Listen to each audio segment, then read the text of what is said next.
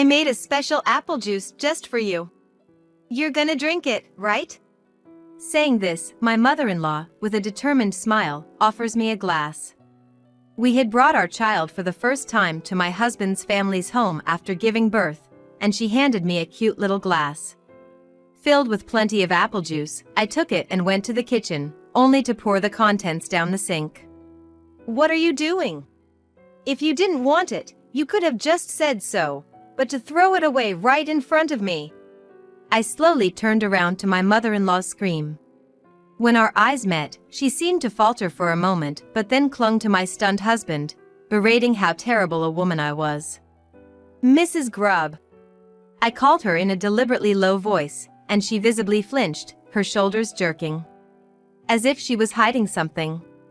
I held back a sigh.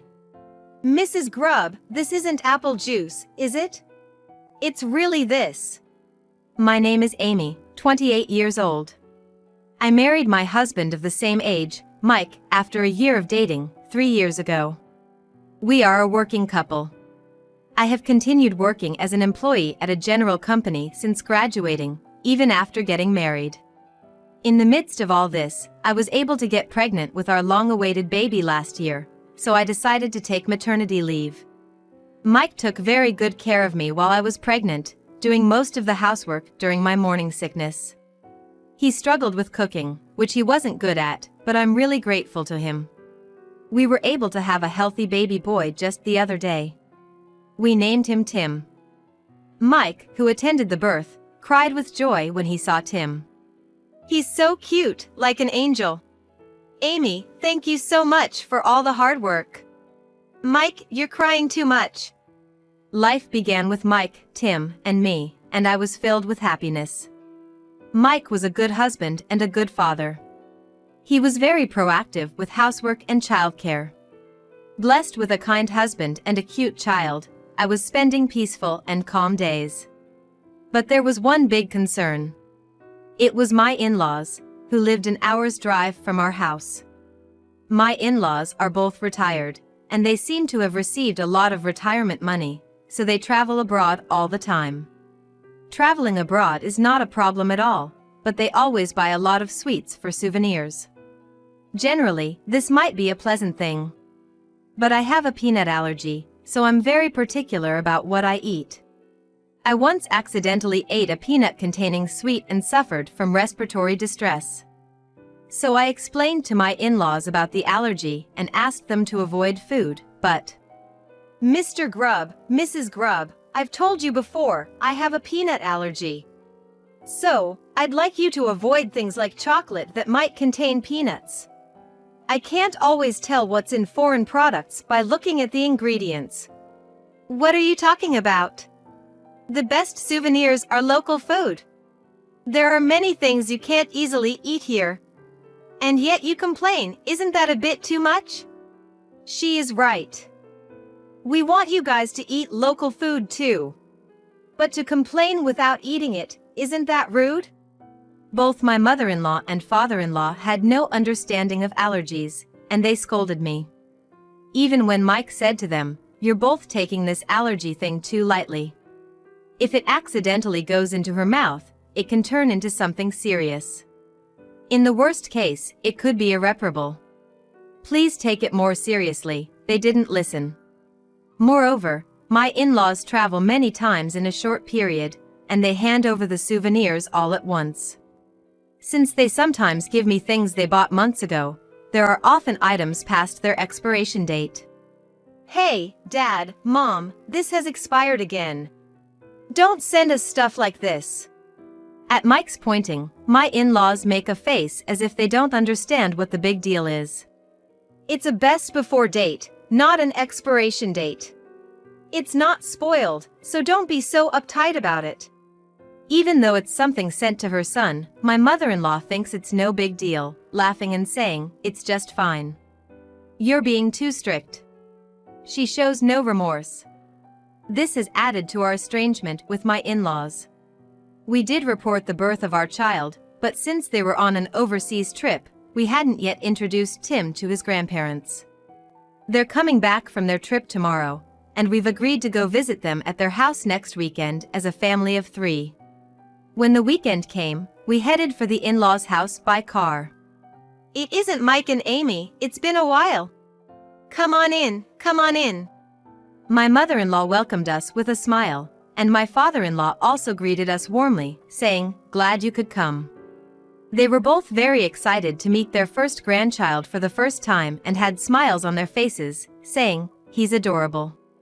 So far, everything was going smoothly, and I was glad we were able to introduce Tim to his grandparents. Soon after, my mother-in-law asked, "Amy, would you like some juice?" Feeling a little startled, I asked just to be sure, "What kind of juice is it?" My mother-in-law replied with a big smile, "Apple juice, my homemade one. It's really delicious, and I want you to try it." Thinking, apple juice should be fine, there shouldn't be any peanuts in it, I was relieved. "If it's apple juice, I'll have some." "Homemade by you, that's amazing. Thank you." "Just wait a moment." My mother-in-law then went to the kitchen and came back after a while. "Here you go. I've poured it into a glass for you." She handed me the glass of apple juice. I said, "Thank you," and accepted it, but immediately noticed something off, and I got up and headed for the kitchen. "Amy?" Mike asked, puzzled, but I silently poured the entire contents of the glass down the sink. "Amy, what are you doing? Throwing away the drink like that? Apologize to Mom." Mike, filled with shock and anger. My mother-in-law was also furious, saying, "To throw it away after I went to the trouble of preparing it, what's the meaning of this? It's my homemade juice. How could you?" I calmly told Mike. "Mike, I would have died if I had drunk this." No way." Mike was stunned and seemed to grasp the situation, turning pale. He asked his mother, trembling, "Mom, what was the drink you gave to Amy? Wasn't it just apple juice?" His mother answered nonchalantly, "I told you it's my homemade apple juice. There's also peanut liqueur in it. It's a cocktail." My husband, in disbelief, let out an incredulous cry. I was aghast, saying, "I knew it. I smelled peanuts. And peanut liqueur, of all things." Yes, I had been certain that there were peanuts in the drink when I put the glass to my lips, as I had strongly smelled peanuts. I hadn't thought it was alcohol. My mother-in-law snorted and said, "What's the big deal? Mixing peanut liqueur with apple juice is delicious, I heard it from the locals. This peanut liqueur is a souvenir from our overseas trip, you should be grateful to drink it." Mike was furious and yelled at his mother. "On top of it, serving alcohol to a woman who has just given birth, are you out of your mind? She's breastfeeding Tim. Anyone would know that. You've raised kids yourself. I just can't trust you anymore." Mike is beside himself with anger and sadness. However, his mother-in-law doesn't seem to care at all. "Oh, come on, Mike, don't be so angry," she says. Even the father-in-law says, "Come on, Mike, don't get so angry. Amy isn't drinking, so it's fine," nonchalantly. "After all, peanut liqueur isn't the same as peanuts themselves. You're making a big deal out of it, Mike. When did you become so naggy? Maybe it's because of Amy. And it's fine to have a little alcohol while breastfeeding.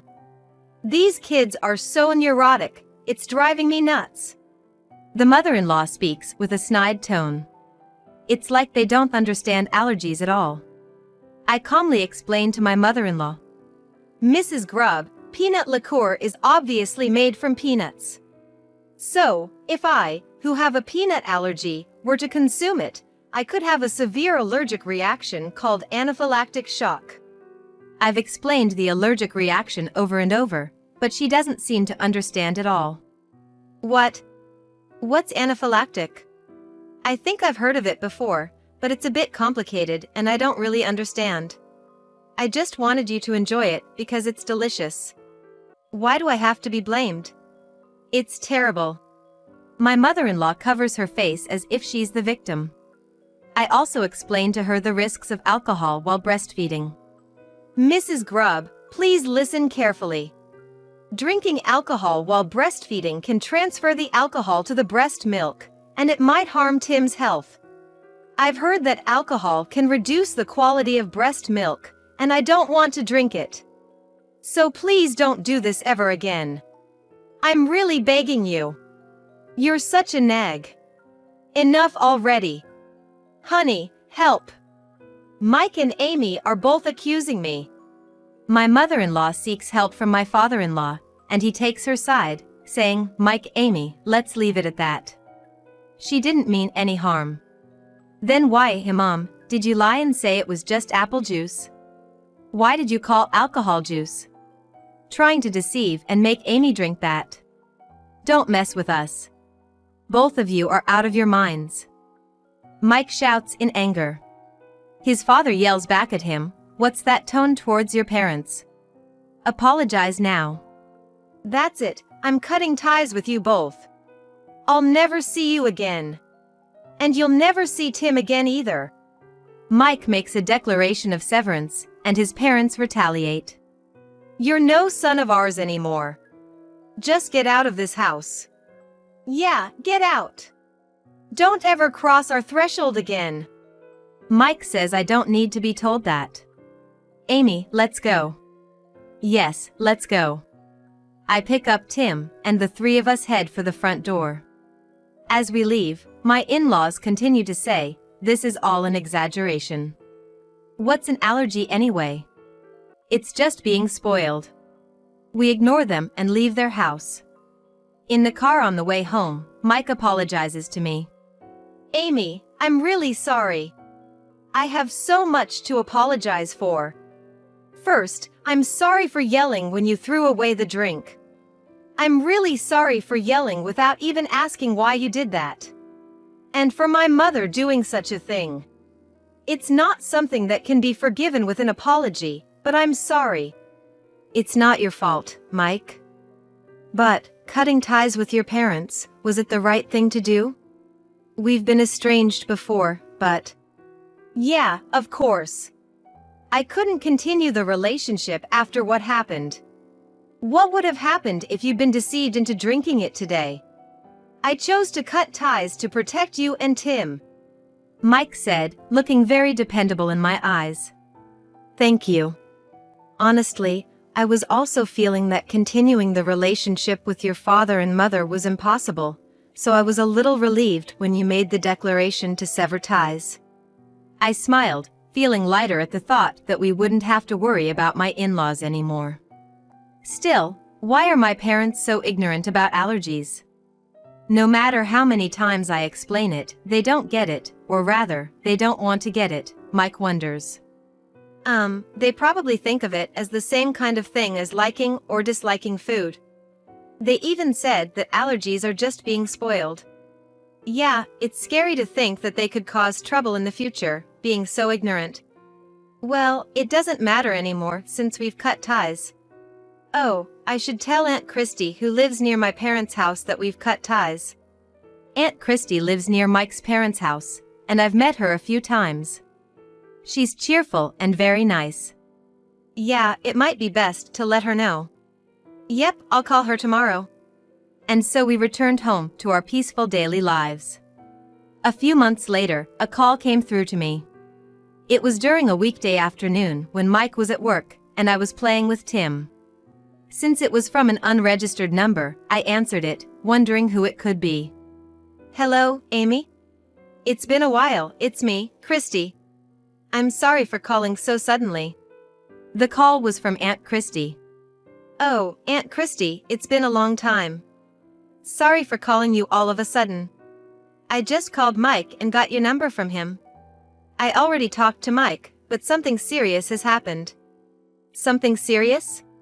Well, the story I heard from Aunt Christy was shocking. My mother-in-law had been sued, it turns out.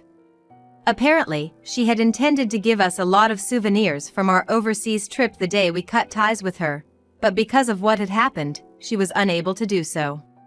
She had given out treats and other souvenirs to neighbors. However, the unmanaged and long-neglected souvenirs had expired and spoiled.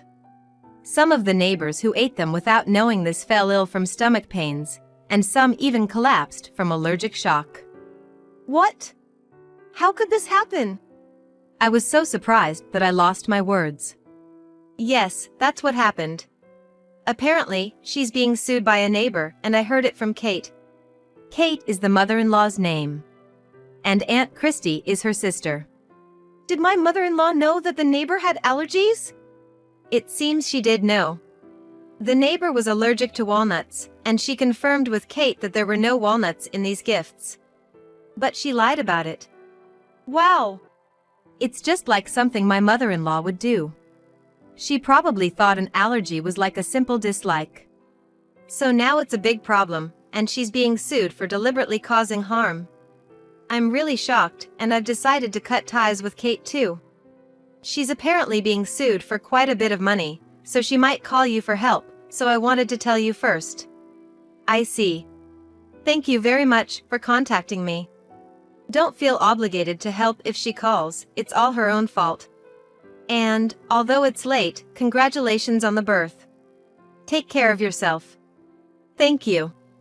It's been hot lately, so Aunt Christy, take care of yourself as well. And so, we hung up. That night, when Mike returned home, he looked exhausted and asked if I had heard from Aunt Christy. Yes, you mean about your mom? Yeah. I thought she might cause trouble someday, but I never thought it'd come to this. It was the right decision to keep you and Tim away from her. I wonder if the neighbors are okay? Especially the one with the walnut allergy. Fortunately, it doesn't seem to have been too serious. My mother really did something unbelievable. But I'm not gonna help her, and she needs to reflect on what she did. Amy, you can ignore her if she calls. She'll probably ask for money. Okay, I understand. Just as Mike said, I earnestly hoped my mother-in-law would reflect on her actions. A few days later, as Aunt Christy and Mike had predicted, a call came from my mother-in-law asking for help. At first, I ignored it, but the incessant ringing finally forced me to answer. Hello? Amy, listen to me. I'm being sued even though I didn't do anything wrong. Don't you feel sorry for me? My mother-in-law seemed to have no remorse. She was saying that she had done nothing wrong, and her lack of understanding about what was truly wrong was frightening. We've cut ties, so please don't call again. Goodbye. I said coldly, about to hang up, but my mother-in-law hastily stopped me. Wait. Don't hang up yet. Please lend me some money, I'm in trouble. You've been traveling abroad a lot, so you must have some money. I've spent so much on overseas trips, and I don't have much savings left, and if I pay the compensation, I'll be broke and unable to live. Mike won't answer my calls. Even over the phone, I could tell she was getting desperate. Even if you say that, there's nothing I can do. I can't lend you a single cent. Do you really think I'm going to help you after what you did? I'll apologize. I was wrong, I'm sorry, okay? Just lend me some money, even a little. My mother-in-law apologized with a reckless and indifferent attitude. There's no value in an insincere apology. Pay the neighbors the compensation they deserve and apologize properly. Goodbye. I firmly told her and hung up the phone. After that, my mother-in-law somehow paid the compensation, and my in-laws, who were left penniless, put their family home up for sale. But since it was a very old house, they couldn't sell it for a decent amount of money. My in-laws had to move to a rundown apartment, and many hardships awaited them. Their retirement savings were gone, and they no longer had the means to travel abroad. Both of my in-laws started working part-time jobs, diligently working every day to somehow make ends meet, but they no longer have a carefree life, and it seems like they're under a lot of stress. The once happy couple's faces have turned sour, and my father-in-law yells at my mother-in-law, saying, "It's all your fault," and apparently, that yelling can be heard outside the apartment. My mother-in-law has been calling and emailing frequently, complaining, "Your father-in-law said such horrible things to me. He used to be so kind, can you believe how awful this is?" We're fighting every day, and it's like hell. But since it's become quite annoying, Mike and I have blocked calls from my in-laws. Meanwhile, we're moving near my parents' home, and we'll be relocating. And we found out that I'm pregnant with our second child. Of course, we have no intention of letting my in-laws meet our child. We are living peacefully, and our whole family is eagerly waiting for the birth of our second child.